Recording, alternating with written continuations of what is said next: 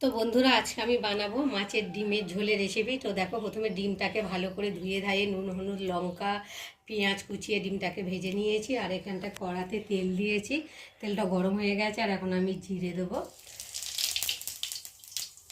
জিরে দেওয়ার পরে পেঁয়াজ দিয়ে দেবো। পেঁয়াজটা একটু ভালো করে ভেজে নেবো। পেঁয়াজটা একটু ভাজা ভাজা মতো হয়ে গেছে। আর এখন এই যে কেটে রাখা ছোটো ছোটো আলুগুলো দিয়ে ভালো করে ভেজে নেব।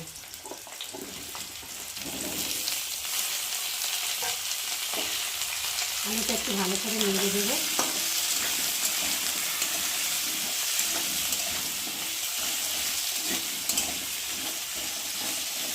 তো চলো একটু আলুটা একটু ভাজা ভাজা করে নিই, আবার দেখা হবে।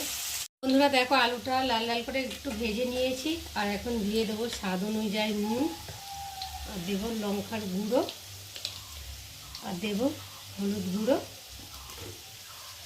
রসুন বাটা, আদা বাটা আর জিরে বাটা দিয়ে ভালো করে কষিয়ে নেব।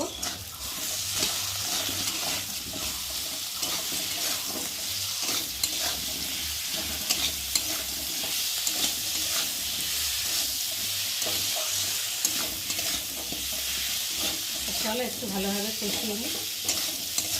যত কষাবে তত তরকারি টেস্ট হবে। তো আমি একটু সময় নিয়ে একটু কষাবো, তখন তোমরা দেখতে থাকো। শেষে টমেটো দিয়ে একটু ভালো করে কষিয়ে নেব।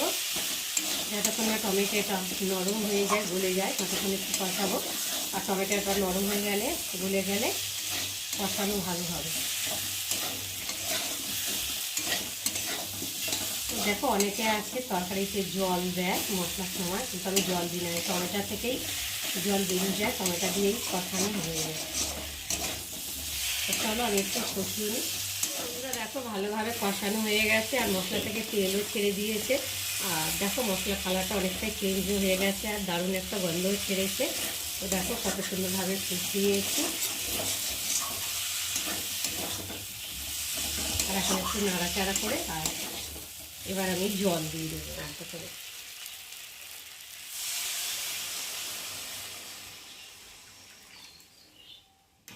তরকারি একটু মাখা মাখা মতো হবে, কেন আলুগুলো আছে তো একটু সেদ্ধ হবে, ওই জন্য একটু জলটা আমি বেশি করে দিলাম।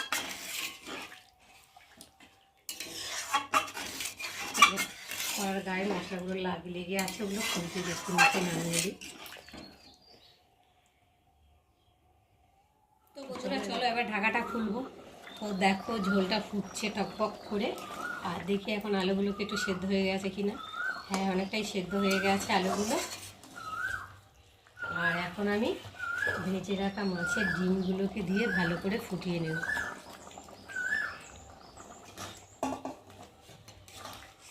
তো বন্ধুরা, তোমাদের মধ্যে কারা কারা মাছের ডিমের ঝাল খেতে ভালোবাসো অবশ্যই কিন্তু কমেন্টে জানিও। তো চলো আবার একটু ফুটিয়ে দেখো, বড়াগুলোকে দিয়ে ভালো করে ফুটিয়ে নিলাম। আর আলুগুলো ভালোভাবে সেদ্ধ হয়ে গেছে আর তরকারিটা পুরো হয়েও গেছে। আর এখন আমি নামাবার আগে স্বাদ মতো চিনি দেব আর দেবো একটু গরম মশলা দিয়ে একটু ভালো করে নাড়াচাড়া করে নেব।